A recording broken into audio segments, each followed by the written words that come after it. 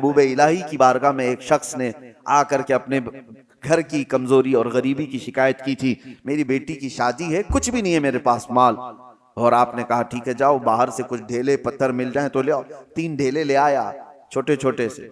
आपने 3 बार कुल हुवल्लाहु अहद पढ़ा, दम कर दिया, कहा ले जाइए। बाहर जाकर देखता है तो वो सोना बना हुआ।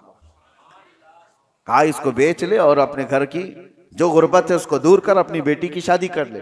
जाहिर सी बात है वो तो 3 टुकड़े सोने के ले गया, कंकरियां जो भी थी, शादी हो गई सारी चीजें, लेकिन फार्मूला तो हाथ में मिला था। मट्टी को ढेले को सोना कैसे बनाया जाता है उसने तो सामने खड़े खड़े देखा था।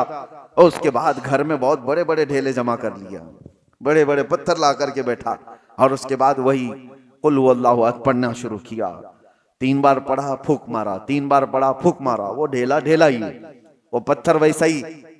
उसने सोचा फिर क्या पढ़ा था उन्होंने, 1000 बार पढ़ लिया, वो कुछ नहीं बदला।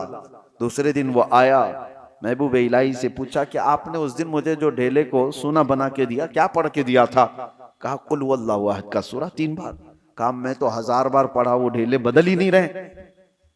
तब आपने फरमाया तू जिस जुबान से पढ़ रहा है वो और है, मैं जिस जुबान से पढ़ रहा हूं वो और है। जुबान का असर होता है मेरे अजीजों।